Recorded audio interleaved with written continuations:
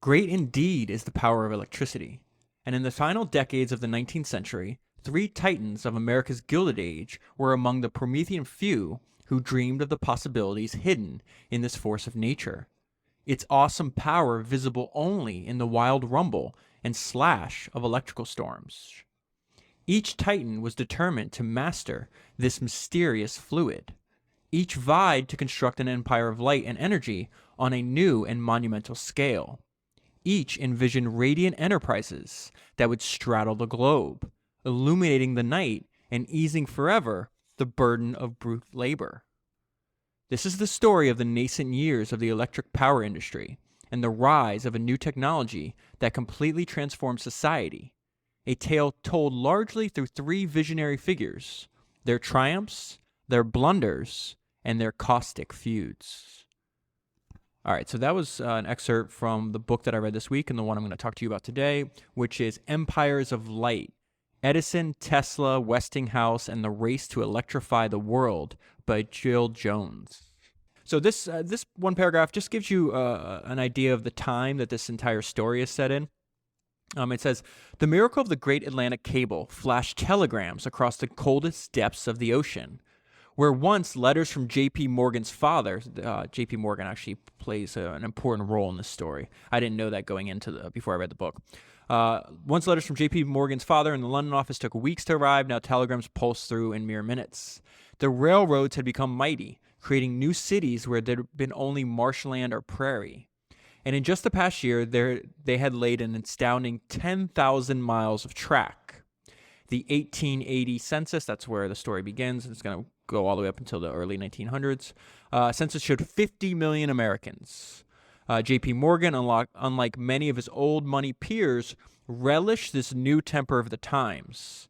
He admired men like Edison, who were bold, ambitious, hardworking, and confident.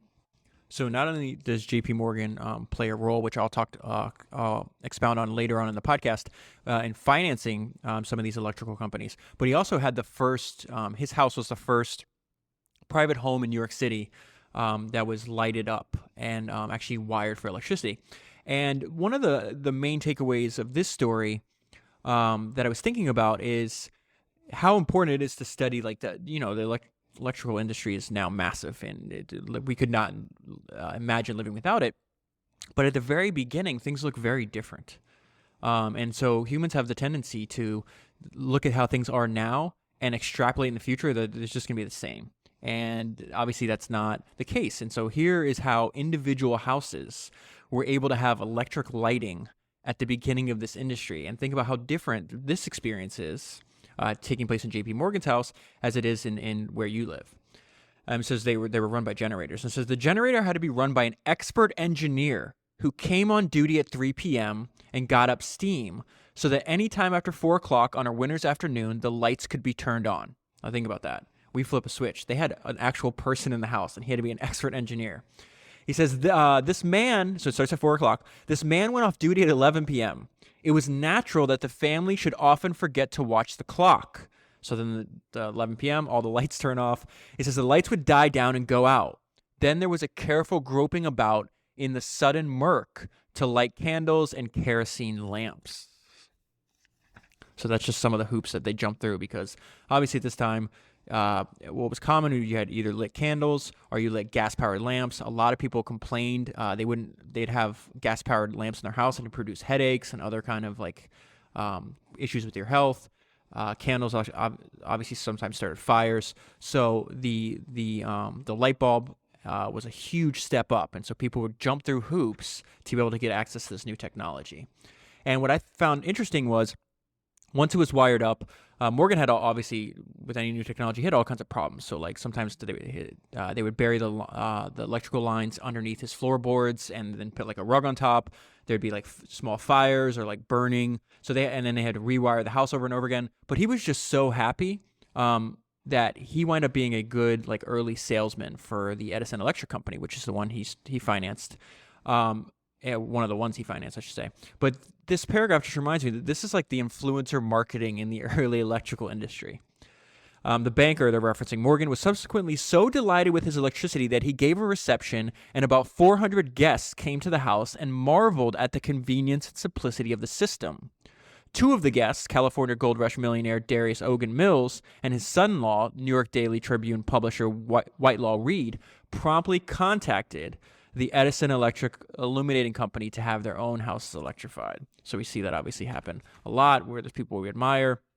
They start talking about other products, and very soon we say, hey, we want that product as well. And then I just want to we're going to jump in and we're going to go back and forth. So this is going to be a little different because normally I focus on just one person, right? And I originally, when I was reading the book, I'm like, okay, well, maybe I'll do separate episodes all about the book, one based on Edison, take each person at a time because they're hugely important, hugely fascinating people. And then the more I got into the book, I was like, no, you know what? I'm just going to make this maybe, even if the podcast has to be a little longer, the dynamic between all these three is so fascinating. And it's like, this belongs in one podcast, in one story, in one sitting.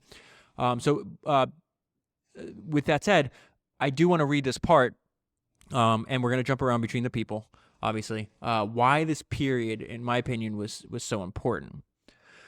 So it says, but for the visionary capitalist, electricity possessed other, more practical allures. Already, this astonishing invisible agency had birthed two radically new technologies, the telegraph and the telephone, that had forever compressed and altered the age-old realities of time and distance. The most far-sighted were tantalized by even greater electrical prizes. Who would further harness electricity to light the nation's streets, its dim factories, and all those millions of households, dramatically transforming man's age-old sense of day and night?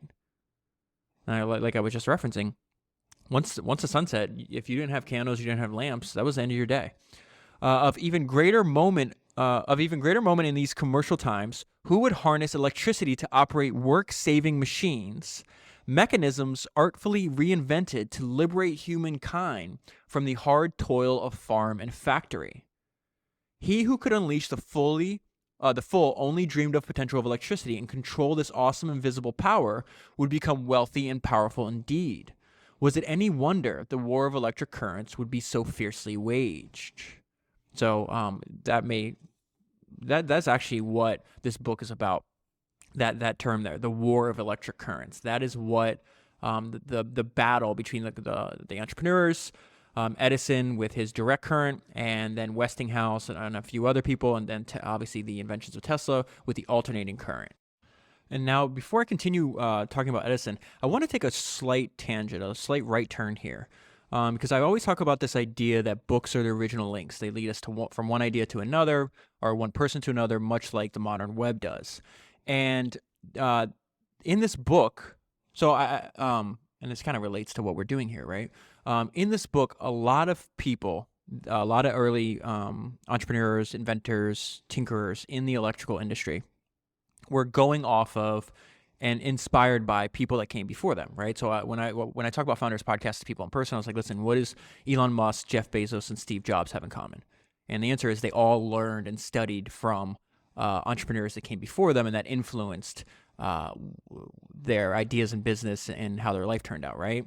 Well, a lot of the early inventors in the electricity field, were influenced by Michael Faraday, who you might have heard of. And this book, Empires of Light, talks a lot about Faraday. So I'm only going to read like 2 paragraphs about him, just so you have an understand who he is.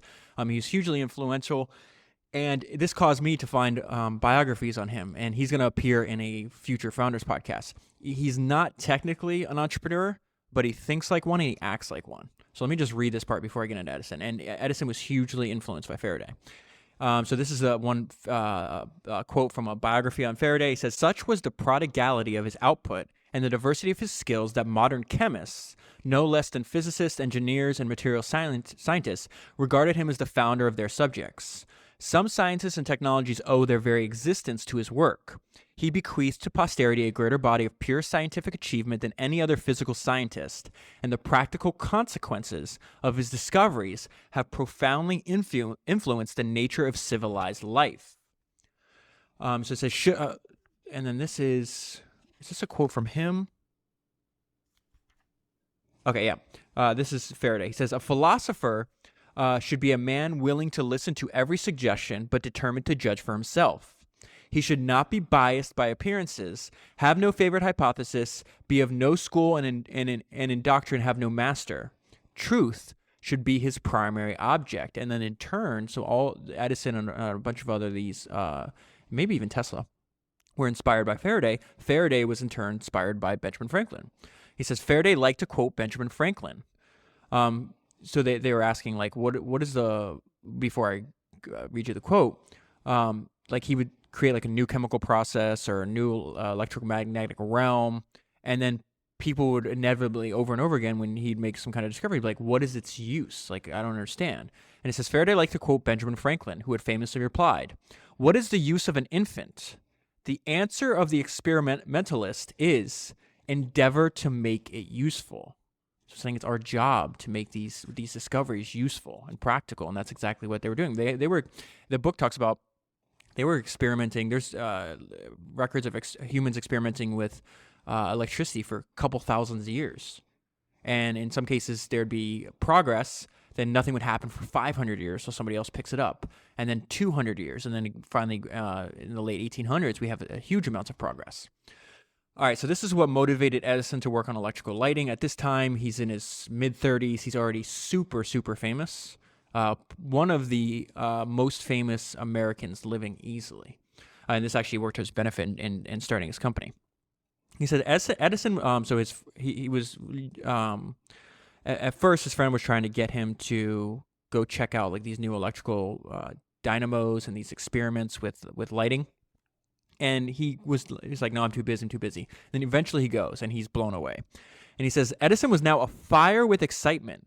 Ever the competitor, he turned to his host, William Wallace, and said, I believe I can beat you making the electric light. I do not think you are working in the right direction. So something that Jill, the author, talks about a lot is Edison's extremely cocky. And I covered this a little bit because if longtime Founders listeners remember, I think it's like Founders episode number 2. I did the Thomas Edison biography, The Wizard of Menlo Park, and they talk about that a lot in there. He was extremely confident in his own abilities. So he says, Edison rushed back to his research workshop to throw himself into creating a better and more practical electrical light. This is actually an important part. He worked feverishly, thrilled at the possibilities of this new field. It was all before me, this is a quote from Edison. I saw the thing had not gone so far, meaning the industry is still new, but that I had a chance. I saw what had been done and had never been made practically useful. The intense light had not been subdivided so that it could be brought into private housing. So that's an important part. It's like you got to lower that. It's too bright. And he understood at the very beginning, of course, people are going to want an alternative to candles and kerosene lamps. Like electric light was really important. And this brings me to a point. I guess I wasn't expecting to talk about this, but Jeff Bezos has this great, there's this video on YouTube where he's saying, it's like an 18-minute talk. I took notes on it. I'll actually link my notes in the show notes, so you can read them if you want, and it also links to the video. But Jeff's like, listen, a lot of people, and this talk is like probably 15 years old, right? And in it, Jeff is like, a lot of people think like the analogy for the internet revolution that we're going through right now is the gold age. He's like, no, I don't think that's the right metaphor. And he gives all these examples from history of how he thinks about it. And he says it's the growth of the internet is going to look closer to the growth of the early electricity industry, which is really interesting. And because Jeff was like, people were not saying, hey, like wire my house for electricity. They said, wire my house for lighting. And he's saying essentially the killer app of the electric industry before was the light bulb. And this is what Edison is working on right now where we're at in the book. He's like, well, I actually think that I could be doing this better. I can make it more practical, which is obviously what he endeavored to do for all his inventions. And he winds up succeeding because he gets the patent. He winds up fighting patent wars for like, I don't know, there's probably hundreds, if not thousands of lawsuits trying to stop people from infringing on his patent. And it's upheld all the way up to the Supreme Court, if I'm not mistaken. And so Edison gets the patent for the first, I think it's incandescent bulb. So that's what he's working on here. He says, the man who came up with the best arc light system might well make a fortune, stealing away even that 10% of the gas lighting business. And he's saying, so even on the tiniest, and that's he's just talking about streetlights. So even if you could just take 10% of the gas-lighted streetlights, you already have a fortune. So they knew from the very beginning the size and the magnitude of the industry. But the man who could subdivide the light to take it indoors and tame it into a gentle glow, which is what the light bulb does, right? And power it with a dynamo, which that doesn't happen anymore, at least not in the way they did it back then. He would be the true Promethean, the blazing electrical pioneer, the hailed benefactor of humankind, and he'd become wealthy to boot. The race to illuminate with electricity the houses and offices of America was on. Okay, so we're going to stick with Thomas Edison for a little while because how Jill, the author, she starts out talking she basically builds a foundation to understand how each individual thought about electricity, one by one, gives us some background, and then the story unfolds and how they interact with each other.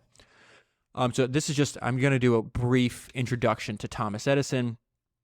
He says, Thomas Edison had announced he was becoming a full-time inventor in early 1869. So now we're going back in time, okay?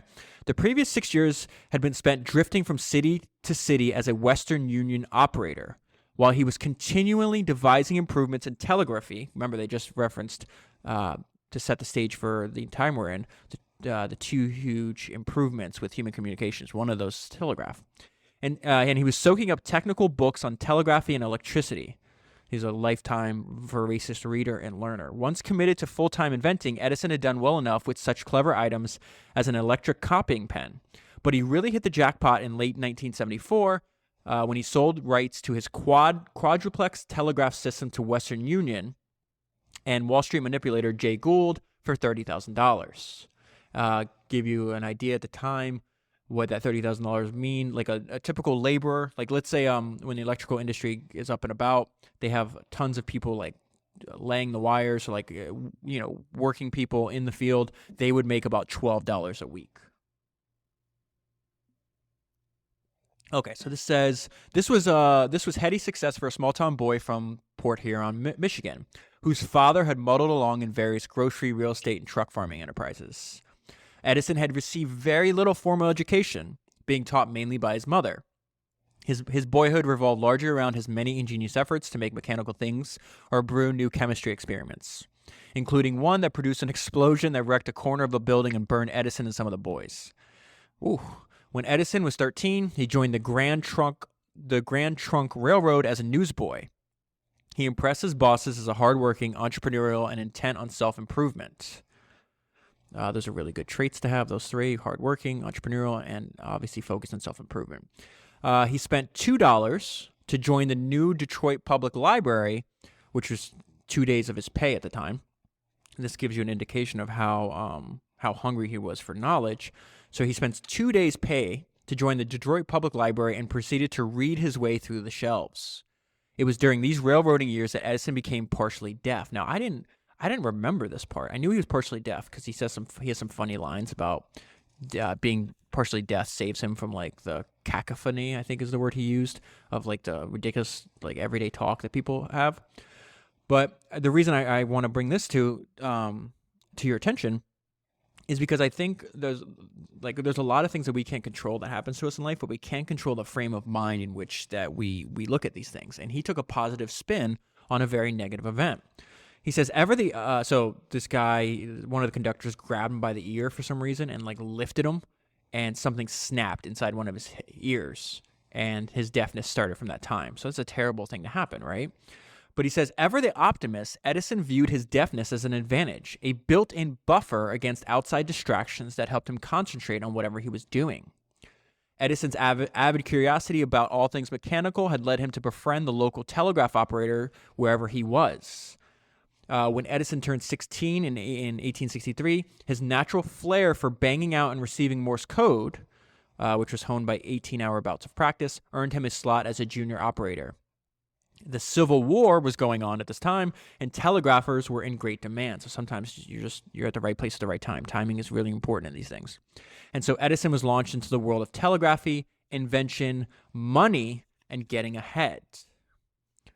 So now this is Edison's approach to work and the power of inspired work and the different paths you can take. So when Edison was onto a problem, there was no day or night, just hours in which to work, as his long-suffering, neglected wife and 2 small children well knew. So I bring that up because, so obviously, we want to grab the best ideas from a lifetime of experience that these entrepreneurs have, right? But we also want to learn from their mistakes. Now, it's great to work on something you're passionate about, to love it so much that you want to dedicate a lot of time to it. Very few people in life find something like that. But to me, in my opinion, family is extremely important. So I don't think neglecting in your wife and your 2 small children. He winds up having 6 children. And he's basically sacrificed his family life for invention. You have to be who you are. It's just, for me, that's a bad trade. He winds up, some of his kids wind up being estranged, and they basically say he's a crappy father. Edison could rarely pull himself away long enough to dine at home, instead fueling himself on yet another slice of apple pie. That was a really weird thing that I learned, that he sustained himself just by eating apple pie. So now he's, and this is a sign of his cockiness. Remember, he toured William Wallace's shop, and it says, a mere week since the tour of Wallace's shop, Edison pronounced with his characteristic hubris to the reporter from the New York Sun that he, Edison, would be the one to succeed with the electric light where others had failed. He, Edison, would be the Prometheus, they use that word so many times in this book, who would define the secrets of this mysterious agency and light up America and the world. He had, in one inspired week, just invented the first practical incandescent light bulb. So that is partially true, but partially not true. He had got one set up in 1 week, yes, but then the search for the right material, I think it was the filament is what they're called, took a very long time after that. So the basic idea was there after 1 week, and he had to run numerous, maybe countless is the better word, experiments to try to find the filament that wouldn't burn out and that could actually last. He says, this is Edison, and he's not going to give too much details because he hasn't secured the patents yet, but he says, I have obtained it, the light, through an entirely different process than that from which scientists have sought to secure it. They had all been working in the same groove. And so that's the power of inspired work on a different path. Realizing, okay, well, everybody's running the same experiments, they're working the same groove. Maybe let me attack this same problem and find a solution in a different manner. And that's what he did. This is just Faraday inspiring Edison. Edison was a voracious and penetrating reader, hungry for knowledge and possessing an amazing memory. So it says Edison had avidly consumed all 3 volumes of British scientist Michael Faraday's book, and that book is called Experimental Researches in Electricity and Magnetism. Faraday became an immediate hero, a poor London boy who rose to the top ranks of science on brains and hard work alone. To Edison, Faraday had been living proof that the secrets of nature could be revealed through a determined experiment and astute observation. Beloved as Edison was by an awed and respected public, his cocky ways and phenomenal early success had deeply irked his many scientific and inventing rivals, especially the gentlemen of academia. So this is also, you'll see Westinghouse has to deal with this. Tesla definitely has to deal with this. A lot of people did not like him belittling their work, understandably so. But I just wanted to bring this part because I had this, in so many of these episodes, I had this section that I like tongue-in-cheekly called "Critics Don't Know Shit," and it's not that saying that like you should ignore all criticism. It's just that it is inevitable. I don't think I can think of one example of the biographies that I've read and covered on the podcast where people at the very beginning told the entrepreneur, the founder, the inventor, no, it's not going to work. Oh, you're going to fail. Why are you doing this? Why are you trying to be different? It's just a part of human nature. Human nature does not change. This happened hundreds of years ago. It'll happen 100 years in the future. And you're going to see this where You have what they just said, the gentleman of academia, where like Edison's a liar. Like this is ridiculous. And so let me give you a quote. And this is just silly nonsense. And we know this is silly nonsense because we're living in the world that Edison helped partially birth. So this guy named, I'm not even going to say his name, it doesn't matter. He scoffed in a public lecture. What a cocky, and I wrote, who is the cocky one? And you understand why I wrote that after you hear this sentence he says. We have heard a great deal of late of Mr. Edison's discovery of a means of indefinitely dividing the light. I cannot tell you what his method may be, but I can tell you that any system depending on incandescent light will fail. So how, like they're saying he's cocky, right? How cocky is it to say, I don't know how he's doing it or what the details are, but I'm just going to make this pronouncement that nope, it's impossible. Like you just have no idea if it's impossible. So I bring that up because inevitably, whatever you're working on, sometimes it's customers, sometimes it's your own family, sometimes it's friends, sometimes it's strangers on the internet. You're gonna experience criticism. It's just what humans do. They just like to babble on about stuff they know nothing about. And it's best for you to just ignore it. I mean, if there's some element of truth, then listen.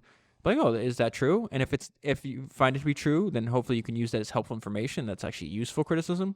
But if it's just some people saying, oh, no, this is impossible, I have no details, I haven't looked into it at all, I'm just talking, then ignore them.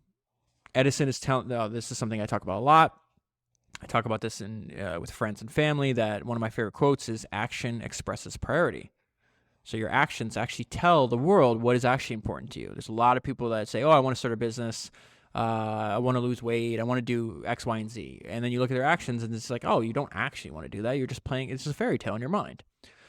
So Edison is telling us with his actions what to do, and that's avoid distractions.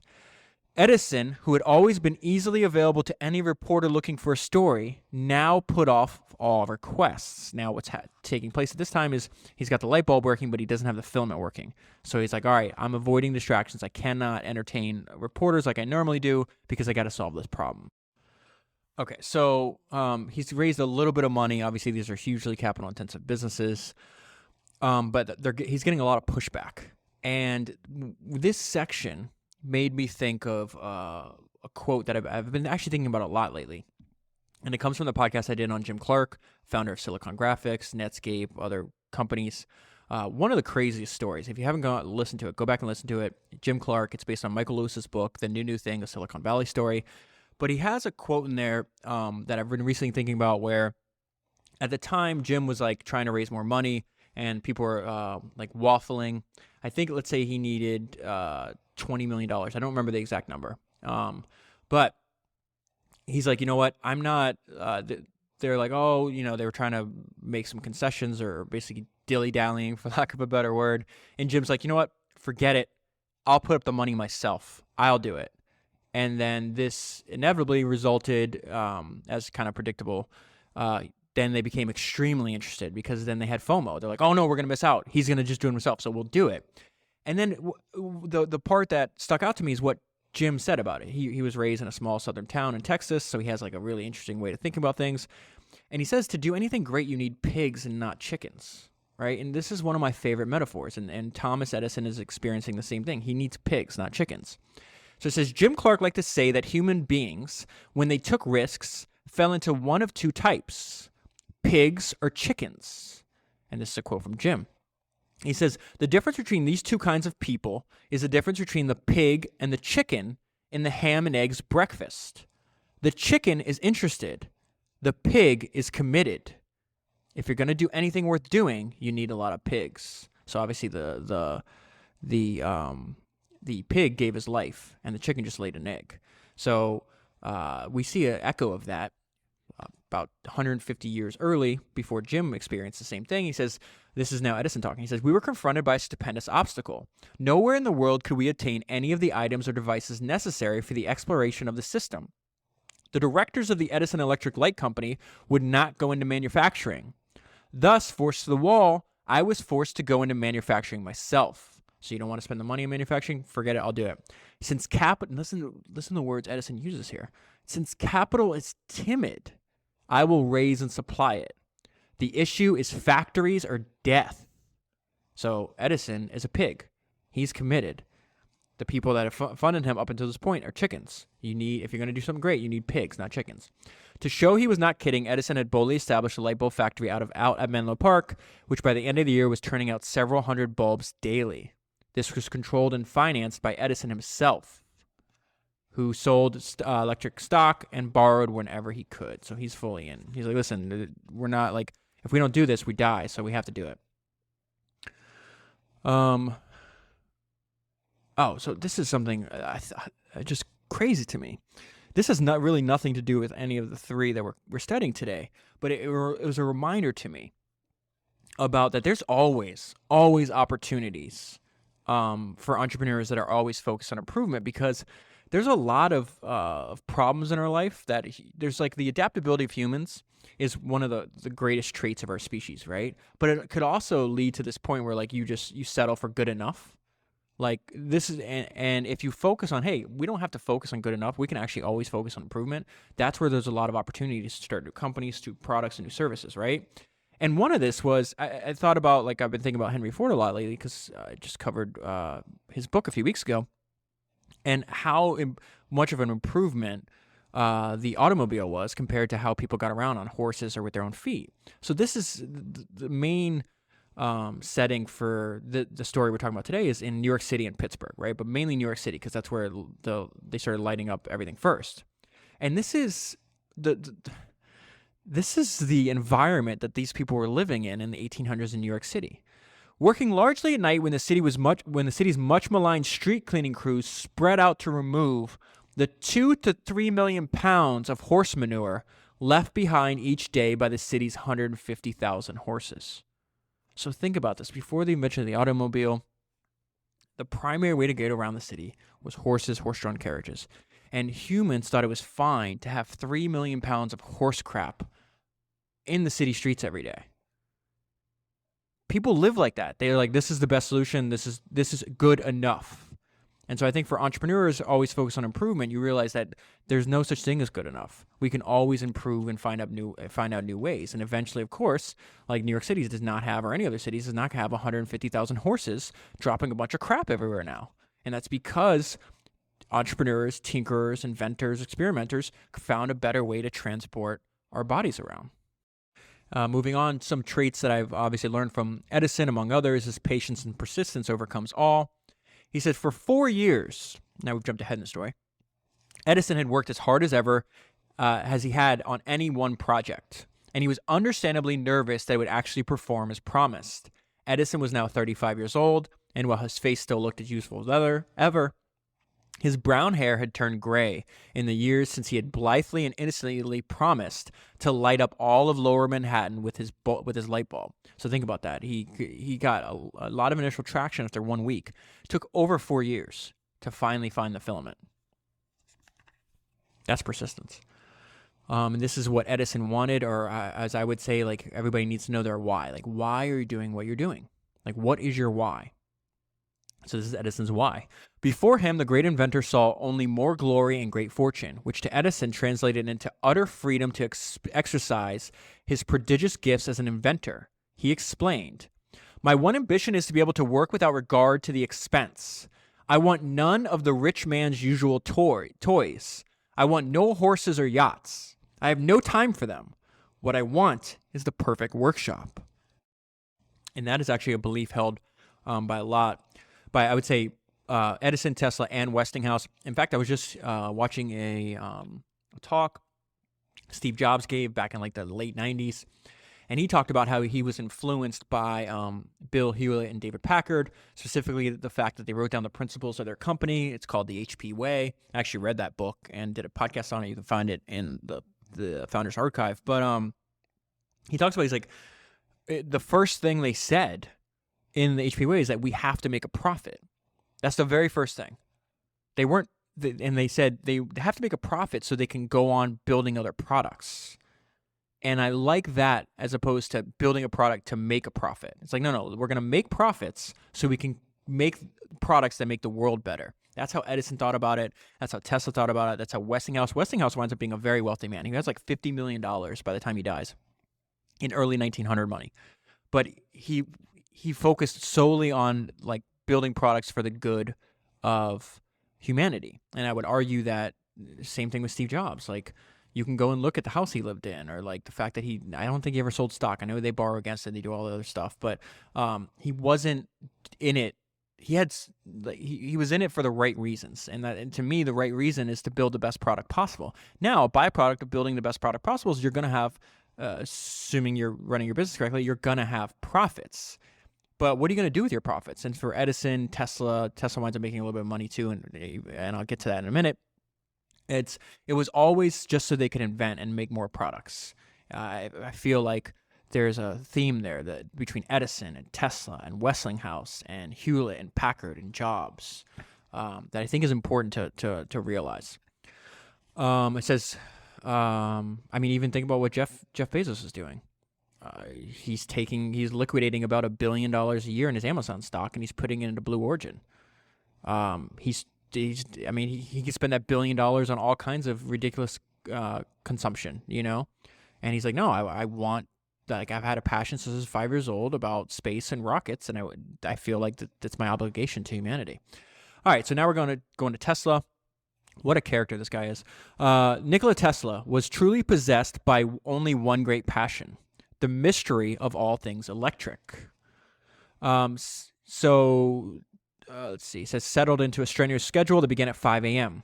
Now he's going to start working for Edison's company in France. Now this is his schedule. He's such a interesting person. So he settled into a strenuous schedule that began at 5 a.m. Every morning, regardless of the weather, Tesla explained, I would go from where I resided to a bathing house on the river Seine. I don't know how to pronounce that. Plunge into the water, loop the circuit, which means swim laps, 27 times, and then walk an hour to reach the factory where the company was located. It was a considerable coup for a young man whose whole soul resonated to the little-known mysteries of electricity. Here he was in the expanding Edison empire. So he starts working there. He says, it quickly showed he was a reliable troubleshooter capable of solving most electrical tangles. However talented Tesla was as an engineer, he was also a decidedly odd fellow. So he's a misfit. What a surprise. Tesla was prey to strange habits and phobias. He silently counted each step he took as he made his early morning walk down to the factory. Every activity had to be divisible by 3, hence the 27 laps each morning. Before eating or drinking anything, he felt obliged to calculate its cubic contents. He deeply disliked shaking hands with anyone. He had a violent aversion against the earrings of women. Pearls above all freaked him out. That's weird. I would not, and then this is our Tesla talking. I would not touch the hair of other people except perhaps at the point of a revolver. And the mere sight of a peach brought on a fever. What? This is Tesla. I was intended from my very birth for the clerical profession, and this thought constantly oppressed me. So he talks about why he left his native Serbia, that his Serbian family was very against his experimentation. So it says this is Tesla in high school. This is more critics, obviously. Tesla, a prodigy in math and physics, fell even more deeply and irrevocably enthralled to the still nascent science of electricity. He alarmed his professors with his voracious and exhausting appetite for work, especially if it had to do with electricity. It is impossible for me to convey an adequate idea of the intensity of feeling I experienced in witnessing my physics teacher's exhibitions of these mysterious phenomenon. So this is where he's falling in love with his life work. And he worked on this up until he died in his 80s.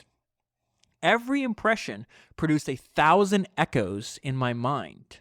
I wanted to know more of this wonderful force. And I'm going to share a lot of quotes with you from Tesla. He's got a very poetic way of speaking. So he goes, this is important though. So his teacher gives a demonstration of this thing called a Graham machine. And Tesla, this is another example of like critics where Tesla realizes, well, let me just read this to you actually. Let's see. It says, notice Tesla, here's a quote from Tesla. It says, sparking badly, talking about the Graham machine. And I observed that it might be possible to operate a motor without these appliances, meaning all these moving parts that they needed to alternate the current. But my professor declared it could not be done and did me the honor of delivering a lecture on the subject. At the conclusion, he remarked, Mr. Tesla may accomplish great things, but he certainly will never do this. It would be the equivalent of converting a steadily pulling force, like that of gravity, into a rotary effort. It is a perpetual motion scheme, an impossible idea. And he's saying this in public. Like, why would you do that? Initially deeply embarrassed by such a public rebuke, Tesla the dreamer could not resist. However, thinking about the pointlessness of the sparking commutators, I don't know what those things are, he winds up actually accomplishing this very feat that his professor says is impossible, and he winds up selling a variation of this idea to Westinghouse, which we'll cover later. And it took years and years and years. I'm skipping ahead in the book, but this is Tesla's response to solving the problem that he worked on for more than 5 years. And this is Tesla talking to his friend about it. He says, "Isn't it beautiful? Isn't it sublime? Isn't it simple? I have solved the problem. Now I can die happy." Now keep in mind, he's a very young man. "But I must live. I must return to work and build a motor so I can give it to the world. No more will men be slaves to hard tasks. My motor will set them free. It will do the work of the world." And what he's talking about, the work he's talking about is AC. It's alternating current. He was integral in bringing this new technology to life. Unfortunately, as we'll see later in the book, like he never captured nearly. He dies basically penniless, and he never captured the value that he actually provided to the world. He was not a good businessman, unfortunately. But I want to bring up that point because he actually daydreamed. Obviously, it didn't happen all at once. He was thinking about this problem and working on it for many years, but he saw the solution in his mind. Then he says, I have to build it. So that's what I mean. He's got a very... I've never come across a person like Nikola Tesla before. That's basically what I'm trying to say. Okay, so now I'm just going to give you some early responses to electricity. People were pessimistic about it, and they called it like witchcraft. This is one quote: "We are not yet in the habit of observing machines that function without apparent cause." Remember, electricity is largely invisible, right? "Their occult workings baffle us. The secret of their existence escapes us." The naive and enthusiastic Tesla was soon explaining his wonderful alternating current induction motor, that's what he was talking about, and full system to these new colleagues and bosses. This is happening at Edison's factory. But remember, Edison is dedicated to direct current, assuming that they, of all people, would appreciate it. At a time when the understanding of electricity was still quite primitive, polyphase alternating current was a quantum leap and difficult to grasp. So that's what Tesla's working on, okay? Tesla's exuberant and idealistic plan to liberate the world from drudgery was not at all obvious, even to those working in the field. What they knew and understood was direct current electricity, where the electrons flowed only in one direction and created little magnetic field. So Tesla creates a lot of enemies within the industry because he's basically saying this is dumb. There's a much better way to do it. Direct current, it's not going to last. Because it was limited. You'd have to build. The reason they started in New York City because you needed population density. So they'd build these stations, and each individual station could electrify houses and offices anywhere from a half a mile to a mile radius. But after that, you had to build another one where alternating current, you could actually build the factories that are producing the power much closer to the actual fuel source. And that's how we do it today. You see the electrical lines either running on these wires in the road, or they're buried underground, but they travel very long distances. And so Tesla's like this, you're not gonna be able to spread. And he framed it in like idealistic terms. He's trying to free humans from drudgery. Liberation is what he constantly used. He's not gonna be able to do that over long distances under a current. You have to use my current. So this is surprising, but still true to this day, and also an insight into what it's like building a company in a new industry. And this is a quote from one of Edison's managers. He says, "People generally did not at all appreciate the need or value of electricity. They had to be educated to its use. Suitable manufacturing methods as well as adequate ways of distributing the manufactured product had to be devised. So what they're saying is not only like you have to create the product, but you have to create every single processes you need in this nascent industry, including distribution. Customers did not, and check this out, this is such a great quote, customers did not exist. They had to be created. A litany of insufficient capital, shipments that needed to be sped. This is some of the problems that they're having in New York, laying all this electrical wire. So this is a litany of insufficient capital, shipments that needed to be speeded up, fickle clients of isolated plants, that's the direct current plants, problematic and erratic machines, and poor quality supplies. Many of these difficulties were resolved fairly easily, but others were major embarrassments and threatened grave financial consequences. So, every day they had more fires and more chaos to deal with. This is Tesla on meeting Edison. He finally comes to America because he realizes that's if he's obsessed with electricity, that's where electricity is happening. He needs to go there. At the time, like I said, he was working at a factory, Edison's factory in Europe, in France. He says, the meeting with Edison was a memorable event in my life. I was amazed that this wonderful man, who without early advantages in scientific training, had accomplished so much. I had studied a dozen languages, delved into literature and art, and had spent my best years in libraries reading all sorts of the stuff that fell into my hands, meaning he had a broader education. And then I felt most of my life had been squandered. He's like, maybe I made a mistake. Maybe I didn't need to do this. Look what Edison's accomplishing. But he realizes, no, that's the fact that I spent all this time having a broad set of life experiences is actually better because he was able to see the deficiencies in Edison's systems. But he says, but it did not take long before I recognized that was the best thing I could have done, meaning constantly exposing himself and learning about new things. So this is, I left my note to myself. I don't know. No one is always right. No one is perfect. Let's see what that meant. It says, Tesla pointed out that a central station based on alternating current dynamos could liberate, there's that word again, electricity from the 1 mile shackle of Edison's DC plants. Moreover, his AC induction motor would surely be superior to those operating on DC. Oh, this is now I understand my note. Edison, when Tesla's telling Edison this, Edison responded very bluntly that he was not interested in alternating current. And then this is Edison being extremely wrong. That's what I meant about no one's perfect. There was no future to it, and anyone who dabbled in that field was wasting his time. And besides, it was a deadly current, whereas direct current was safe. So obviously Edison, we know, because the world we live in is AC powered, that Edison was wrong. And these two do not, they don't mix well. Tesla and Edison are very much like oil and water.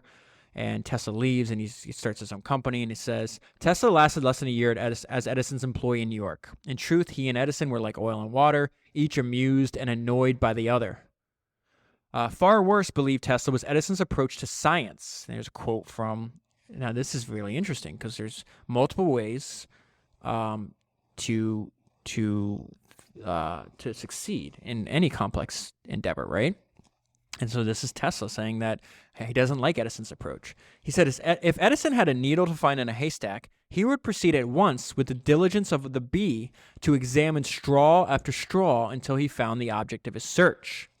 His method was inefficient in the extreme, for the immense ground had to be covered to get anything at all unless blind chance intervened. And Tesla suggests to us a different alternative. He says a little theory and calculation could have saved him 90% of his labor. Edison, in turn, dismissed Tesla as a poet of science, whose ideas were magnificent but utterly impractical. So they're just two very different people. And again, they're both very smart, make a lot of inventions, succeed at life, and take different approaches. Now I'm going to talk a little bit about the dramatic ups and downs of the life of Nikola Tesla. And he says, I have lived through a year of terrible heartaches and bitter tears, my sufferings being intensified by material want. So he has no money at this time. He's starting his own company. Scraping by in the cold winter, Tesla was reduced many a day to working in a New York labor gang. And he just has such a I'm going to eventually cover a biography of his, because his life is so interesting. Just a little bit I learned about it from this book. And so he's in this like labor New York gang, and he's doing physical work. And then one of the people he's working with realizes this guy has like a hell of a mind behind. And so he sets up a meeting for a potential patron. And he just does an experiment where he he's like figures out how to command the electromagnetic field and make well, let me just read this. He placed the egg on the table, and to their astonishment, it stood on end. But when they found it was rapidly spinning, their stupefaction was complete. So he was a very like a flair for the dramatic, and he would do these lectures or these experimentations, and that's where he wound up building most of his reputation to make him famous. No sooner had they regained their composure than they delighted Tesla with their question, do you need any money? Of course he needs money. He has no money at the time. Nikola Tesla's life was taking another one of its dramatic turns. After the betrayal of his partners, his winter of pauperism, I skipped over a part. He started a company. They did a little bit of financing, and then they just stole all of his work and kicked him out. Nikola Tesla was once again launched on his long-deferred electrical dream, and that electrical dream is to bring alternating current to the world. Finally, he would be able to build the whole AC system he had dreamed of for so long. Okay, so now we got to the part about George Westinghouse, and I just want to give you a little bit of background to him. All right, and this is at the time he starts to realize, hey, I'm going to work in this industry as well. He says, by 1884, at just 37, he had already assembled a formidable empire and fortune in the freewheeling world of railroads, the most important and ruthless corporate force in America. So he was already, before he started working in the field of electricity, he was already well-established and really successful entrepreneur. It started at age 22. He introduced his most momentous invention, a revolutionary air brake that allowed the engineers of a passenger train for the first time to quickly and safely stop all the cars. Westinghouse had a struggle finding anyone willing to back this novel and expensive venture. And so far wiser when he finally did introduce his air brake, he staunchly refused to give the railroads licenses, saying only he would manufacture them in his small Pittsburgh works. So one, I want to stop and tell you what the alternative was before he invented the air brake system. So let's say there's something on the track, and at the time the train had to stop. The engineer had to go back in every single car and brake it manually, one by one by one. And so the air brake system used compressed air to do that all at once, so the whole train would stop. Then the second part I think is really important to notice. He's like, when he did introduce his air brake, he didn't sell licenses, right? He's saying that he is going to own them. He will manufacture them, right? This reminded me, so there's a lot of, I've read 2 books on Howard Hughes. So Howard Hughes is one of the most famous people that ever lived. There's movies made about him. And all I could think of after studying him is, there should be books written about his dad, not him. I mean, what he did in aviation was impressive and other things, yeah. But like, one of the greatest business decisions of ever, one of the greatest strategic business moves of ever, has got to be Howard Hughes Sr. when he founded Hughes Tool Company, which is the vehicle for which printed money, hundreds of millions, if not billions of dollars, and that his son controlled later on after Howard Hughes Sr. died, was he came up with a way to, he developed a drilling bit, right, that would enable oil speculators to drill deeper and to access hidden fields of oil, right? And they're like, oh, I want to buy it. It's like, no, you're not going to buy this from me. I'm going to own it. I'm going to lease it to you, so which means you're going to pay me every month, right? And I'll service and do repairs. And what happened is his break even happened really fast. I don't remember, let's say a month or 2 after. And so everything after that was pure profit. And Hughes Tool Company has got to be one of the most profitable companies that ever existed. It's got to be. I mean, he printed profits for like 40 years of astounding, just an astounding measure. So Westinghouse is doing the same thing here. He's like, no, I'm going to control this. You're not going to manufacture. I'm not going to sell you licenses. I'm going to manufacture them. I'm going to make them myself, and I'm going to control that. He says, when Westinghouse felt the railroads, however powerful, were treading on his turf, he intervened forcefully, threatening patent lawsuits, usually in person. Having seen his first patents expropriated by the railroads, that this happened in his early, before the invention that he had before the air brakes, he got screwed over. So they took his patents, and his first company consequently dwindled away. Westinghouse assumed a lifelong ferocity when it came to his products and patents. So he just learned from it. He also discovered railroad signaling, so that's another business that he built. In 1881, he began buying up promising patents, most important ones that controlled electric circuits set off by trains, thereby activating signals. So they needed to know when trains are coming and to switch tracks or whatever the case was. By combining these with his own improvements and inventions, Westinghouse soon dominated this new field. He said the oil lamps used in the signaling system were problematic, and existing electric companies were unhelpful with solutions. So this is the genesis of the idea of maybe I should get involved in this new industry. When Westinghouse surveyed the state of the electrical art as embodied by Edison and his competitors, it did not much excite him, except as a sure way to develop a large enterprise. So he saw an opportunity. And he saw the exact same thing that Tesla saw. He says the physical limitations of Edison's direct current central station was more than evident. The future foretold an insatiable demand for small direct current central stations, serving mile square areas and individual isolated plants. So he knew that there was going to be a lot of demand for Edison's new system, but eventually knew that he's going to run out because America's largely rural at this time. Like you can't. What was working in New York City in 1880 is not going to work for the vast majority, but it will with AC. And then this is Westinghouse's greatest advantage, and then we're going to contrast Edison and Westinghouse a little bit here too. So it says, this is a direct quote from Westinghouse. My early greatest capital was the experience and skill acquired from the opportunity given me when I was young to work with all kinds of machinery, coupled later with the lessons in that discipline to which a soldier is required to submit. So he was, when he was a young boy, he was exposed. Also, his family worked and built machines, and so he was constantly tinkering. He was constantly obsessed to see how things worked and constantly improve it. And at the same time, the Civil War is going on, and he tries to go. When he was like 15 years old, he runs away, tries to join the Civil War. He goes back because his parents aren't going to let him. 2 years later, I think maybe 3 years later, maybe 16 or 7, maybe 17 or 18 at the time, and he winds up serving and fighting for the North in the Civil War. And so his childhood was formed by these two twin factors: this idea that I can make machines, I can create things that other people use, which is an extremely powerful idea, and he also had discipline instilled in him, the soldier's discipline when you're fighting a war. So he combined these two into a career. He was very much a man to contend with, the founder of 4 successful companies.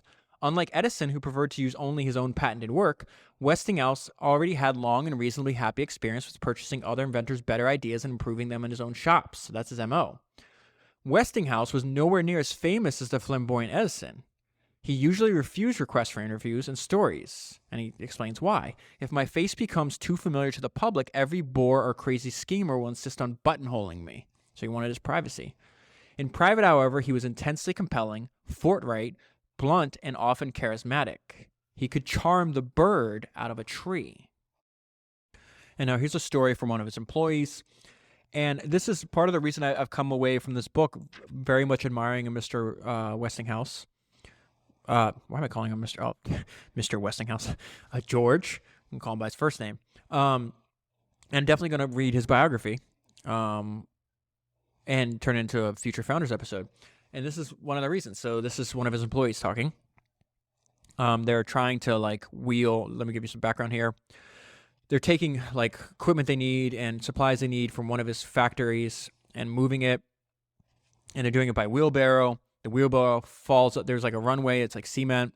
And the wheelbarrow falls off and into the mud. And so everybody's other employees are laughing and just laughing at how helpless this guy is, right? His employee. And then Mr. Westinghouse sees what happens. He says, Mr. Westinghouse appeared in his long tail coat and hi-hat. He removed his gloves, took hold of the wheel, and lifted it onto the slab. He said nothing. It made a lasting impression on me. Here was a boss whose first impulse was to help, to set things right, and at the same time to drive home a powerful but unspoken lesson. They were all working together from top to bottom. George Westinghouse, like Edison, thought money was important only as a form of stored energy. to use as he wished in his work and expand his businesses. He was interested not in being rich, but in helping the world. He strove incessantly to deliver better, more reliable products. But he had another goal also. My ambition is to give as many persons as possible an opportunity to earn money by their own efforts, he once explained. And this has been the reason why I have tried to build up corporations which are large employers of labor and to pay living wages, larger even than other manufacturers pay, or that the open labor market necessitates. That is very Fordian. Very much. If you didn't tell me that was a quote by George Westinghouse, I could easily think that was a quote by Henry Ford, because all he focused on was service. And that's what Westinghouse is saying. He's like, listen, I want to make money, but I want to make money as a way to expand the amount of service that I give to other people. And that's the point of the businesses that I'm creating. And I think, like, why would he say that? And it's because missionaries believe. They have a deep belief in what they're doing, right? They're sacrificing their time, sometimes their safety, to spread the word of what they believe in, right? And I think it's really important to realize that scales up and down. And in fact, on an individual level, it only takes one person to really, really believe in an idea. And as long as that person is unrelenting and willing to not give up, they can motivate and gather other energy from those around them and push that idea forward. And so this is what he does. They invent the modern transformer, the electrical transformer. He says the opposition by all the electric, and this is happening within his own company. So the reason I should give you some background. George is realizing exactly what Tesla realized, that AC is the future, right? And so, but everybody in this early industry was trained in direct current. So like, no, just focus on what's already out there. And it took Westinghouse to have this unrelenting belief in AC. And he's like, even the opposition, he overcomes the opposition of his own company. So it says the opposition by all the electric part of the Westinghouse organization was such that it was only Mr. George Westinghouse's personal will that put it through. No one besides Westinghouse understood the tremendous breakthrough represented by the AC transformer, a machine that could take high voltages that had traveled long distances and step them down for safe use in entire factories or homes. Undeterred by the chorus of naysayers at his own company. So what do you believe in? What do you believe in so much that you're willing to dedicate and to say, no, I understand that you may not understand this, but let me explain to you why I believe this is true. I think it's a very important, like, to pause and really think about, like, what am I working on? What am I doing? Do I have this deep belief? Because it's one of the rarest things in life to be able to work on something you truly, truly believe in. And I think as entrepreneurs, like, we are unbelievably, like, lucky to be able to do that. Most people don't do that. I was just listening to Arnold Schwarzenegger talk. He talked about, like, the importance of making a full commitment in whatever you're doing in life, right? And so he's like, I don't know where he got the number, but he's like 74% of all Americans hate the job that they have. And he's like, the reason they hate the job they have is because they're just accepting whatever job's available. They didn't actually sit down and think, what do I want to do in my life? What do I believe in? And for Arnold, he's like, I made a full commitment to become Mr. Universe, the winning of the bodybuilding contest. And then when I was done that, I made a full commitment to become a movie star, even though everybody told me, no, you're silly, people can't even understand your accent, et cetera, et cetera. And then when he was done with that, he said, I made a full commitment to being in politics. He said, I knew my why and I centered that. And everybody said, like, you can't even pronounce the state of the that you want to be governor of. He's like, it doesn't matter. Like, I made the full commitment. I believe this. He was a missionary in every single endeavor that he did. I don't know. I think, like, you see that with Westinghouse, you see it with Tesla, you see it with Edison, you see it with all of them. It's extremely important to make yourself aware of that, and then spend some time thinking about, like, how does this apply to my own life? All right, so this is Edison on Westinghouse, and this is the beginning of the War of the Currents. So Thomas Edison already has a successful DC company, and I say successful in, like, quotes because these are capital-intensive businesses. They have to take on high levels of financing, high levels of debt, and there's all kinds of, like, global financial panics that cause them to, in many cases, like, have to reorganize, raise more money, and go bankrupt. So they're successful in the sense that they're spreading the product, but financially not so much. Thomas Edison smoked his cigar and stewed, deeply incensed to learn that the Westinghouse Electric Company was invading the field of incandescent lighting. Westinghouse was altogether another matter, meaning there's a lot of other people that like little companies that try to pop up and in some cases even infringe on Edison's patents, but he never had an adversary like of the same level quality of person as Westinghouse. So he says Westinghouse was altogether another matter, a formidable rival with immense achievement and access to major capital. He was not a man to scoff at, deride, or dismiss. The Pittsburgh industrialist was reputed to be a real fighter who, once decided, pursued a course of action full bore. In other words, he makes full commitments to what he's going to do. Whatever new project he launched, he was looking to be the best. Like Edison, he thoroughly enjoyed working in the noisy, dirty shops among his men, inquiring about the state of their projects and infusing everyone with his own zest. Here were the first angry rumblings in the coming hostilities that would become known as the War of the Electric Currents. Okay, so there's one thing that's very confusing because once at the very beginning, everybody, okay, DC makes sense, DC. Then once AC is, Westinghouse starts installing them, he grows extremely fast. People realize, oh wait, this is like a better option. Edison was extremely stubborn, and he kind of ignored what was obvious, and I don't know why. It was confusing to me, to the point where he even bought. There was like European companies that were developing AC motors and stuff at the same time, and AC systems, and he even bought an option for one of their systems, but then he refused to use it. So he could have sold. Like he starts getting outsold later on by, even though he had a head start, by Westinghouse's AC system, and he just never did it. And so, like, my question I wrote down to myself is like, why stay with the DC system given its location's shortcomings, right? It says, somebody worked, this is a quote from somebody who worked for Edison. It says, Edison genuinely feared that poorly designed and installed AC systems would impede the broad adoption of electric power. That's what his stated reason was. One suspects a further cause, stubborn pride of authorship. Every aspect of the Edison DC system had been created from scratch by Edison or his colleagues. It is easy to imagine him balking at incorporating the inventions of others. So in other words, like what the author's suggesting here is it's ego, right? And I think that's very important because the idea that you're going to accomplish something great without a deep-seated belief in yourself, that's of course you have this deep belief in yourself. Now, sometimes that's called ego. Sometimes, obviously, they can be taken too far. In this case, I think Edison definitely took it too far. But I bring that up because it's inevitable that we all have these same blind spots in our life. And just realizing when you see, I guess my point is like you can see it's a lot easier to identify flaws in other people than it is in ourselves. And just knowing that, okay, that person has flaws. Undoubtedly, I have flaws. Where are they? What am I papering over? What am I ignoring? What is my ego not allowing me to see? Because it could cause dire financial, in terms of business, like dire financial consequences for yourself. It definitely did for Edison. Edison would have been, he still did relatively well financially for himself. He has a lot of other inventions, other businesses, but he was the first one in the field. He owned the freaking patent for the light bulb. If he had just gone with, and he went, I don't want to step over my point, but I guess it's not like this is like a brand new, this happened 150 years ago, but he winds up like GE, General Electric, that was a forced merger, which I'll talk about later on the podcast, between Edison and another AC company. And it was forced by JP Morgan, actually. General Electric is still around today, but so he's going to be forced into doing something he doesn't want to do. But if he just adopted it earlier, like he could have, it was his for the taking.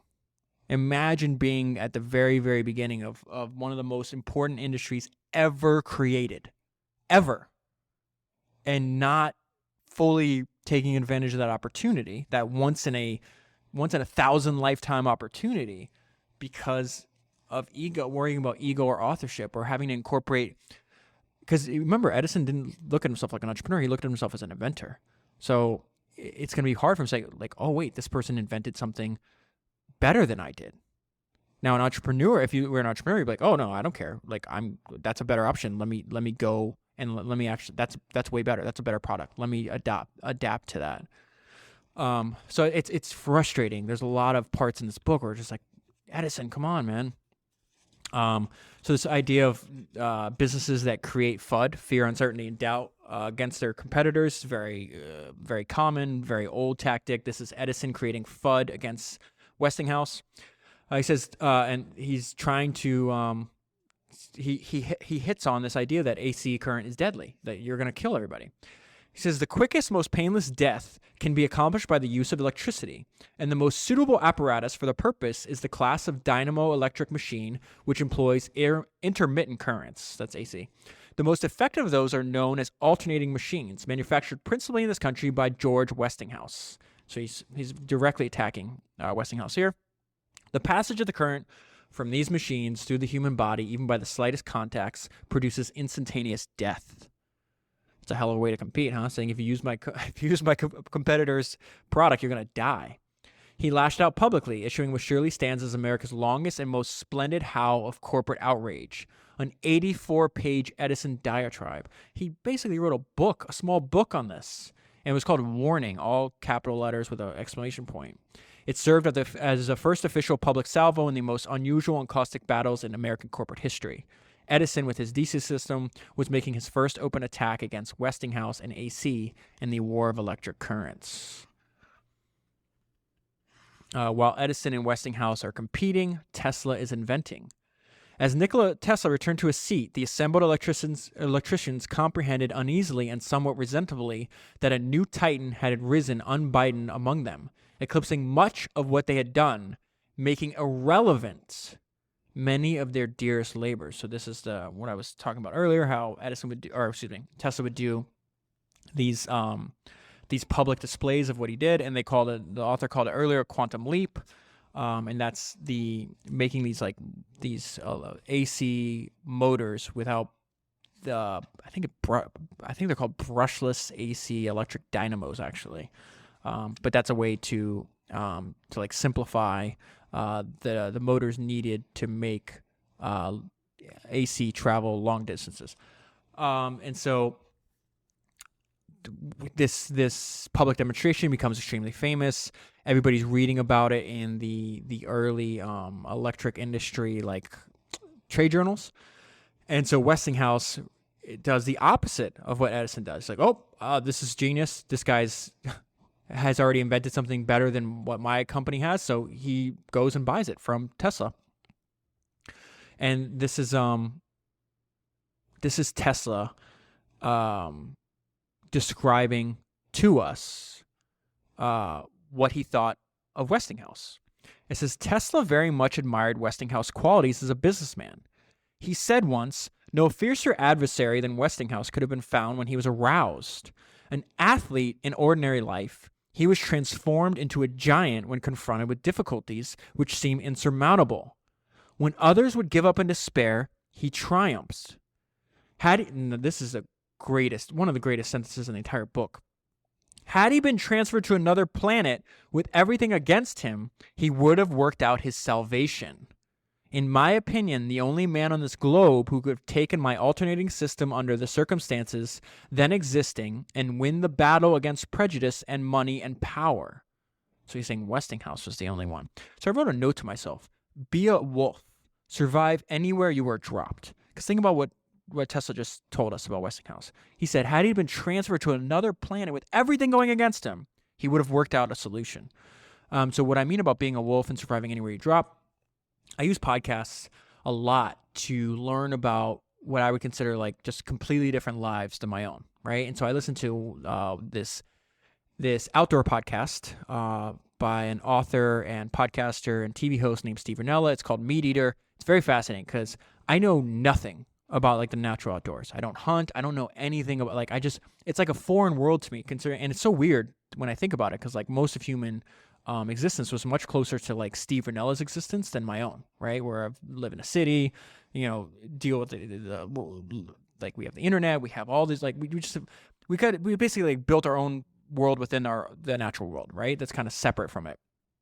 And so I wind up and Steve is a student of history, so he goes and talks about how different species exist, and it's just I find his podcast fascinating, and because it's a world I'll never probably exist in.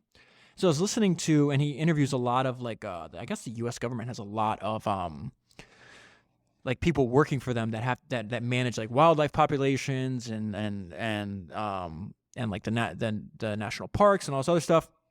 So I was listening to one where they had to move around. They track and monitor like how much of any given animal is in an area, and if like to make sure they don't go extinct, right? And what happens is they were talking about how they had to move. I don't remember the name. Let's just say it was an elk, right? You had to move the elk population a couple hundred miles, and you do that. They have like let's say a small group of like 100, and you build this huge fenced-in area, right? The fence is so big they can't even see the fence, and eventually you keep removing parts of the fence. So over months and months and months, eventually like you're easing them into it, where like you relocate them to an area they have food and water and things they need to survive, and then eventually you remove pieces of the fence and they start expanding out. And as they expand out, the population increases, and so then you have these pods of elks. I don't know what they're called, what groupings of elks are called, but in the environment they were just moved from, they're still growing, and now this new environment they're still growing. So basically splitting them up, and now that allows them to create more, right? And so that was like interesting that they had to like be so protective of them because there's so many things that hunt them. And then Steve or somebody else on the podcast says, they're like, oh, you've done this with the wolf population in the American like Northwest, right? And you've moved them. Do you have to do the same? He was asked a question like, do you have to do the same process where you like set up this huge fenced in area where there's food and everything else? And the guy's response, I'll never forget. He's like, no.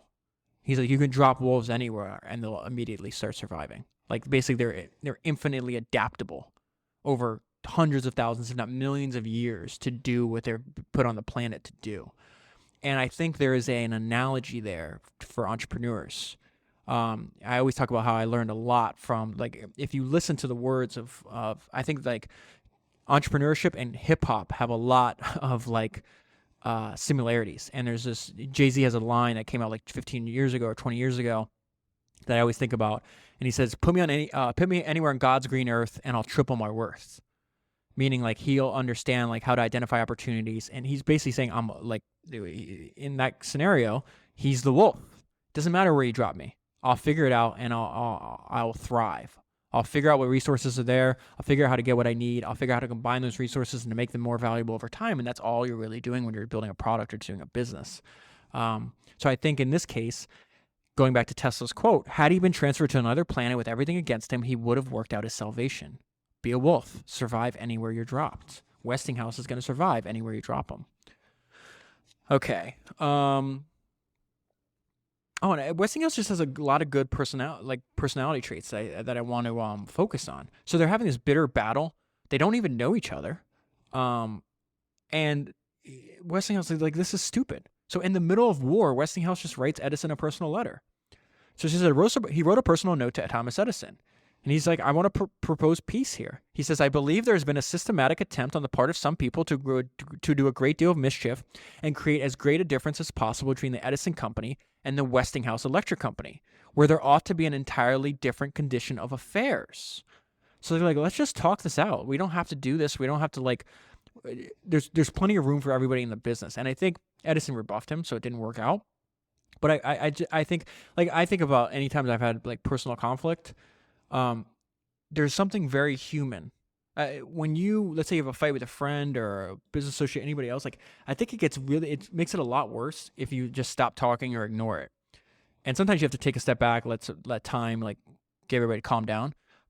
But almost every other time you can just be like, listen, let's just sit down and talk about this, man. This is stupid. Let's figure out why we're having a problem and let's just come to some kind of solution. I think this personal touch is extremely important in human endeavors. So next time you find yourself in conflict, as long as you're not, letting anger or emotion blow your judgment, just be like, let's sit down and talk calmly, and I bet you we can figure this out. And in most cases, you can, and that's what Westinghouse is trying to do. Edison rebuffed him, and part of the reason he probably rebuffed him is because AC was winning by a long shot. And here it says, Westinghouse emphasized his company's huge success. The 1888 Edison annual report showed central station orders totaling 44,000 lights. Okay, so they did 44,000 lights the whole year.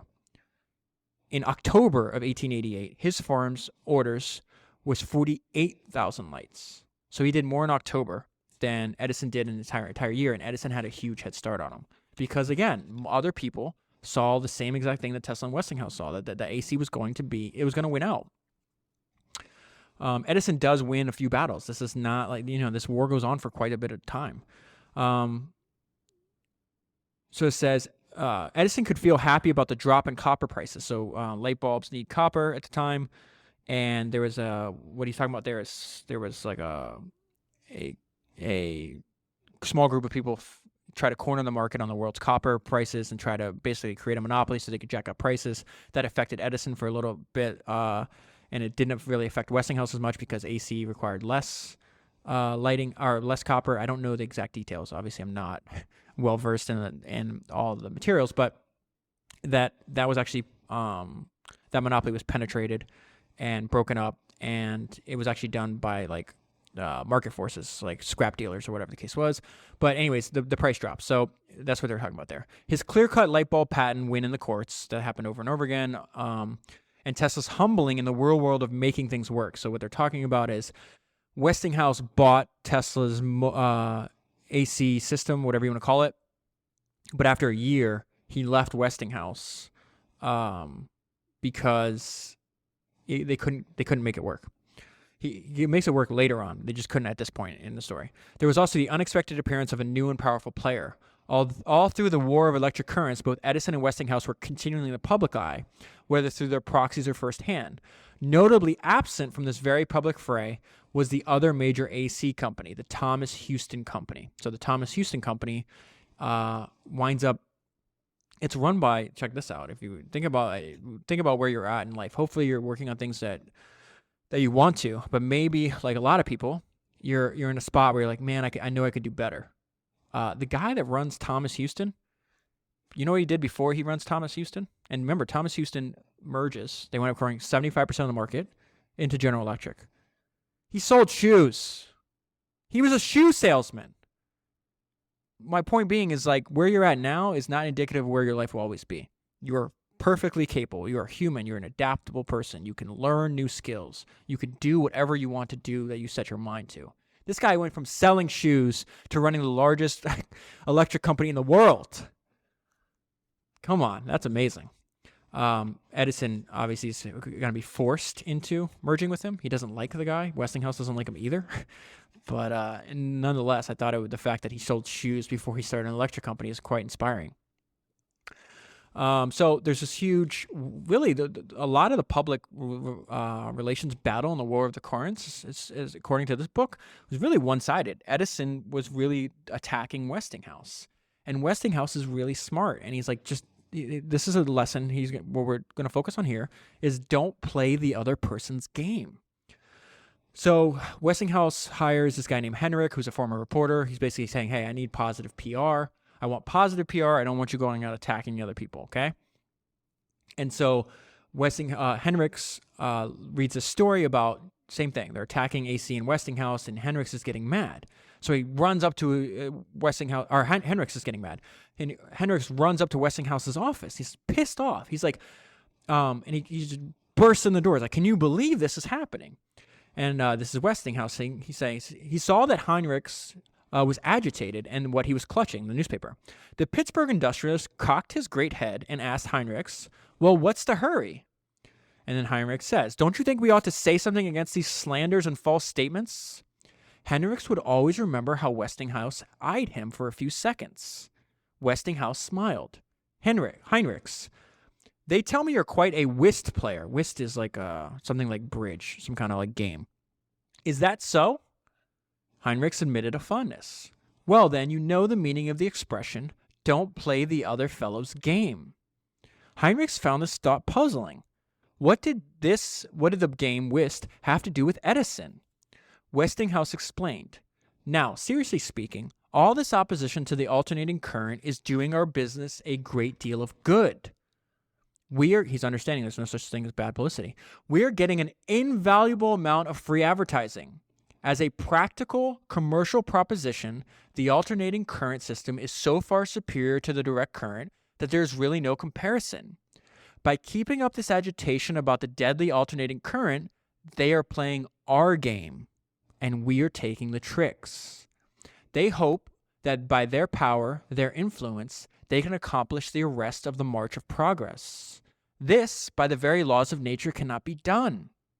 As to the attacks made against me personally, of course they hurt, but my self-respect and conscience do not allow me to fight with such weapons, meaning he knows that he's in the right, because I feel that my moral reputation and my business reputation are too well established to be hurt by such attacks.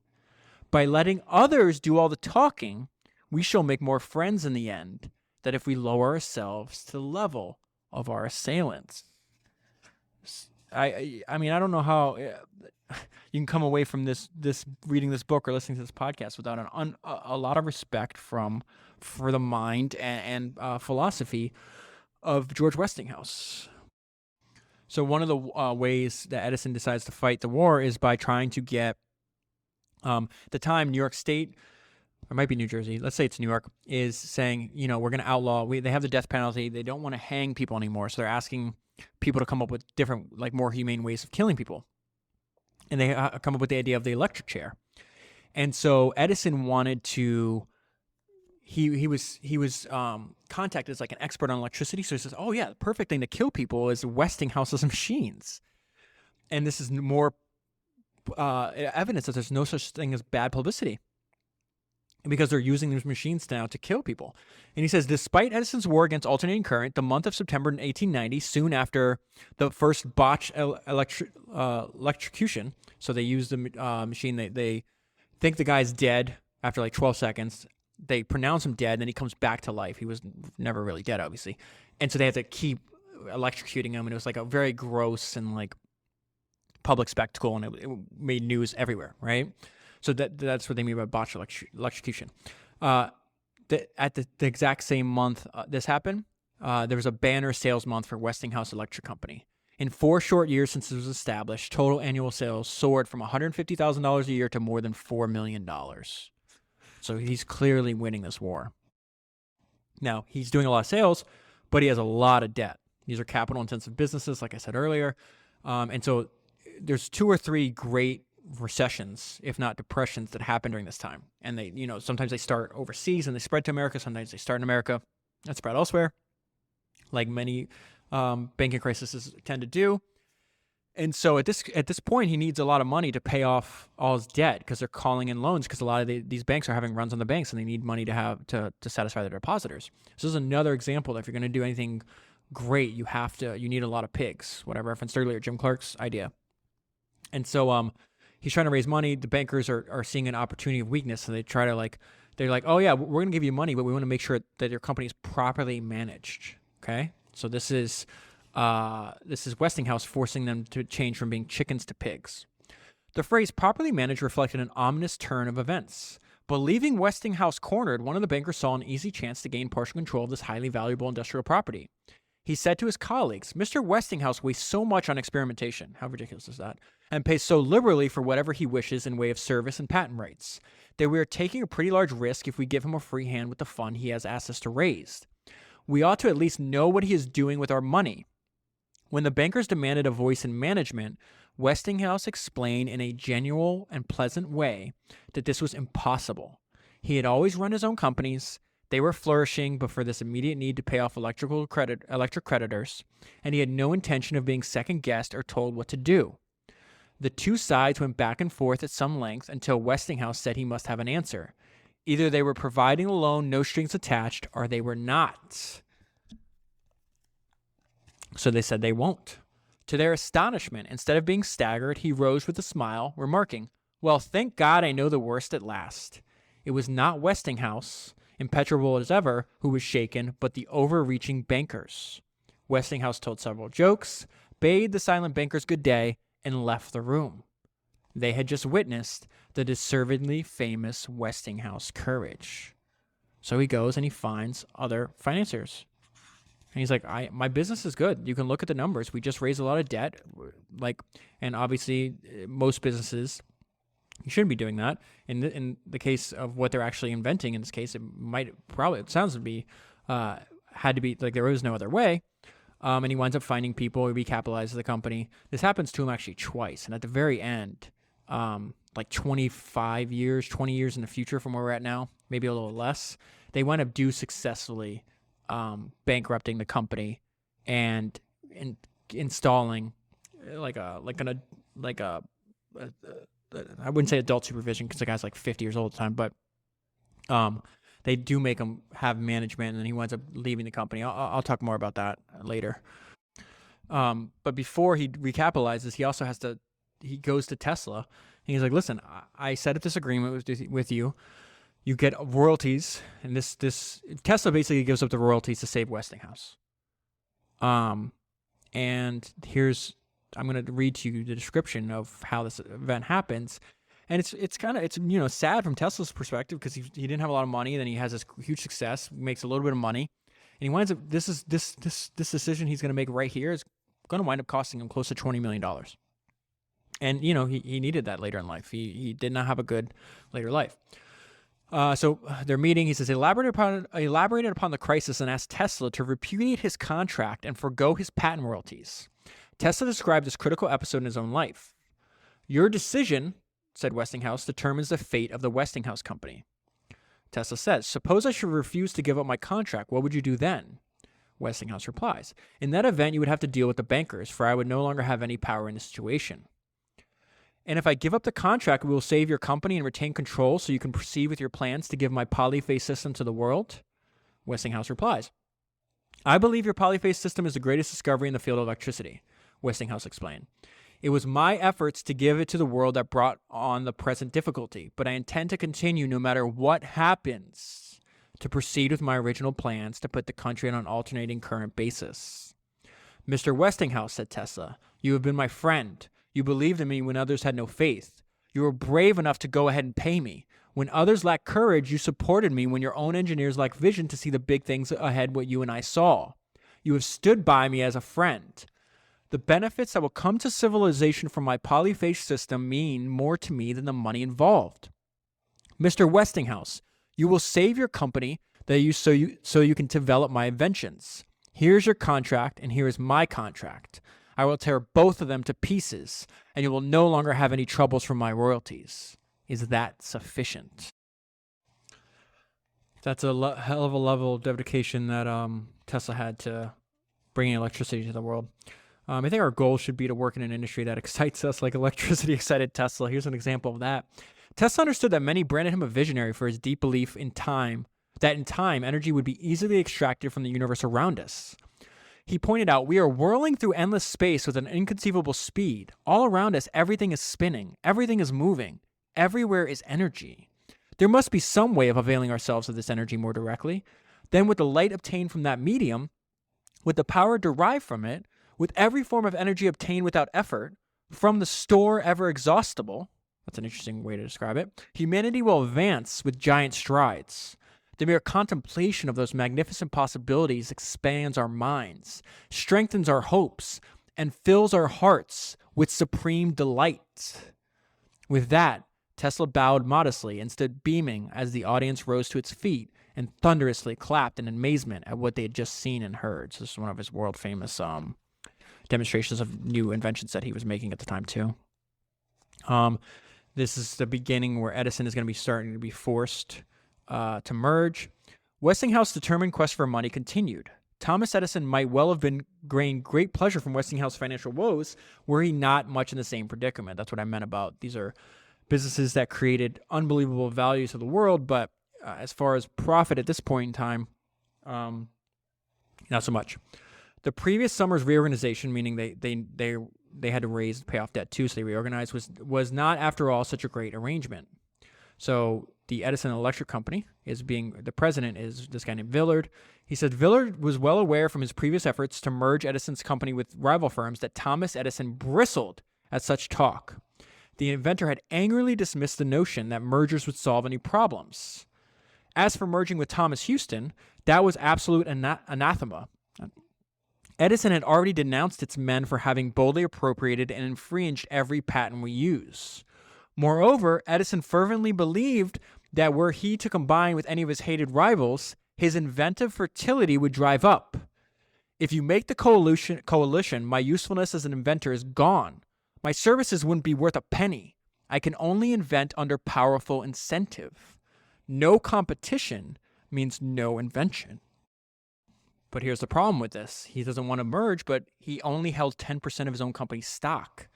Villard once again began secretly talking to Charles Coffin. This is the former shoe salesman whose business brilliance had steadily forged Thomas Houston into a major electrical power. So they continue talking. Villard goes to J.P. Morgan. J.P. Morgan was one of Edison's first financiers. And they do something here. I couldn't even imagine what this felt like. They're gonna merge the company, and they don't even tell Edison. They don't even tell him. They do it because they control everything, so they just do it, and then he finds out secondhand. Says, and it was so that J.P. Morgan, whose house had been the first in New York to be wired for electricity by Edison, but a decade earlier, now erased Edison's name out of corporate existence without even the courtesy of a telegram or a phone call to the great inventor. So what they mean by that is the new merged company is they dropped Edison's name and they just call it General Electric. And they had to do this because obviously, you didn't have to do it that way. I think that's terrible. It's just not good at all. Like interpersonal human relations, but they had to do this because DC was getting its ass kicked. AC had won the war and Edison was refusing to give up. So now the combined company controls 75% of the market, and they sell both DC and AC systems. And at this point, effectively, the war for electric currents is over. AC has won. I do want to update. I'm going to tell you more individually about the lives of Westinghouse, Edison, and Tesla after the end of the war, because obviously now it's just the beginning of a whole new industry. Everybody's kind of competing on the same, like they're offering similar products. Before I do that, I just want to remind you that that my podcast has no ads. So if you want to support yourself and this podcast at the same time, please sign up for the Misfit feed. You can find that link directly in the show notes below. You tap it within 10 to 20 seconds. You can access half of the podcasts I do are for free, like this one, and half are reserved exclusively for Misfits. So if you want to make a commitment, go deeper into the minds of these great entrepreneurs, benefit from their experiences, their ideas, download them into your brain, and support. I would say you support the podcast, but really you're supporting yourself first and foremost. So support yourself by becoming Misfit. This in turn supports me, allows me the time and effort that it takes to make these podcasts. So if you get value out of the work, if you're learning from this podcast, please do click that link and sign up. It's unbelievably fast, and I would really appreciate it. All right, so let's talk about Westinghouse after the war. And this is somebody that worked for him, and it says, I have never met a human being who could keep track and direct as many things simultaneously as him. He had a farsightedness that was almost uncanny to me. Every new idea was almost immediately analyzed by him and acted upon before you realized what was in his mind. As Westinghouse traveled relentlessly among his many businesses, he continued his lifelong practice of seeking out brilliant inventors or engineers, buying their patents, and then collaborating with them to create better industrial versions. So that's kind of his MO about how he started all his companies. When he was younger, he'd invented himself, and then later on, he would just partner with them. It's just some philosophy on life, just some random things, little nuggets of wisdom I think we can learn from Westinghouse and apply to our own lives. And they're saying, how can you go to sleep after such a busy day? And then he goes, I never think of the past. I go to sleep thinking only of what I'm going to do tomorrow. With this constant forward thinking, Westinghouse squandered no mental energy on what might have been. So this is the part of the story where there's another financial panic. This is in the early 1900s now, and this is where he's going to lose his company. And I just want to read the part, like how he responds to it. It's, again, there's a lot of things in life that are going to happen to us. So, most of which are not most of which are not under our control, but we can control how we we react to this. And he's having this conversation when this really sad and unnerving day. And he's talking to that Heinrichs guy, the guy that was doing his PR. And he wants to get the word out to the press about what's going on. And this is Westinghouse. He says, do not forget to make it very emphatic to them that this receivership is not the end of the company. The company is fundamentally as sound and solid as ever. At the time, they're doing like 30 million in revenue. They just have a lot of debt. The company is fundamentally as sound and solid as ever, and it will emerge out of this unfortunate situation a greater and more prosperous concern than ever. He's actually right about that. The bankruptcy was a great shock to both insiders and outsiders, but with money so tight, Westinghouse saw no alternative. He treated it as matter-of-factly. I grant to you, and this is the part I want you to remember and internalize for your own life, I grant you this is not pleasant, he told one friend, but it isn't the biggest thing in the world. All large businesses, I would say all businesses, has its ups and downs. This sentence is super important. The crisis through which we are passing is only part of our day's work. Just remaining calm and realizing, hey, there's going to be ups and downs, and I just got to work my way through it. So they bring in this other guy named Robert Mather. They wind up pushing him off the board entirely, but then they want him to come back. And he says they made various lukewarm overtures to bring the great industrialists back into some kind of active management, but he disagreed with their whole corporate philosophy. This is another thing I think we can learn from him. He saw himself as interested in progress and profits and the welfare of his men, while they were only interested in profits. The loss of his electric company was a cruel blow. But Westinghouse was at heart an optimist, a doer, and a builder. He still had his 4 other major American companies and his insatiable desire to improve the world, and he was an entrepreneur till the day he died. At a time when many Americans had come to view the nation's industrialists and financiers as little better than robber barons, Westinghouse was a notable exception. This is how he was viewed. An honest industrialist who sold the best product for the best price, who relished competition and valued his workers, and who deserved his hard-earned fortune. So when he dies, he winds up having like thousands of his employees coming out and to his funeral. And I think this is just an important thing. That he one lesson he taught everybody in this time. He says, a corporation can have a soul. And this is the last quote from Westinghouse in the book. And it says, one day towards the end of his life, he was on a train whose air brakes helped avert a derailment at a bad track washout. So he turns to the person next to him and he says, if someday they say of me that with my work I've contributed something to the welfare and happiness of my fellow men, I shall be satisfied. So I love that. That's the northern light, the North Star rather, that guided him. It's like, I just want to contribute something to the welfare and happiness of my fellow men, and of course capture some of that. Edison was distraught after General Electric reform. He said, you know what, I'm gonna work on something so big that they'll forget that I was ever associated with the electric industry.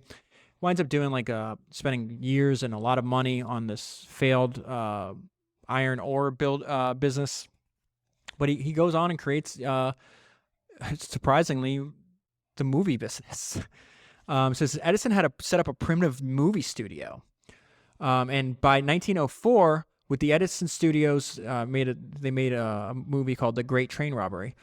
Did early movies begin to move beyond skits to real stories? This was a revelation, soon copied by others flocking to the business. And there's all these other machines and inventions that were basically in the early motion picture industry. And he winds up consolidating this. He says he had a bunch of, as came to be like standard for the industries Edison operated in, was he had a lot of patent wars.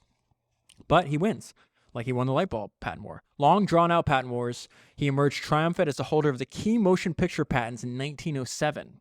So he sets up this thing called the Motion Picture Patents Company, which was essentially a movie trust. It guaranteed fees worth $1 million a year to Edison. How crazy is that? When one former colleague expressed concern to Edison about his financial status, he wrote back cheerfully, "My 3 companies, the Phonograph Works, the National Phonograph Company, and the Edison Manufacturing Company, which makes motion pictures and machines and films, are making a great amount of money, which gives me a large income." So as he turned 60, Edison was flourishing. While Westinghouse had become a great industrialist, building even bigger and heavier machines, Edison was almost unwittingly developing a whole other sector of the American economy. one that was far less capital intensive and far more glamorous, the entertainment industry. So it wound up working out for him in the end. He didn't get nearly what he wanted out of the electrical industry, but he took that, didn't give up, and kept going. Tesla, unfortunately, fared, I would say, worse out of both Westinghouse and Edison.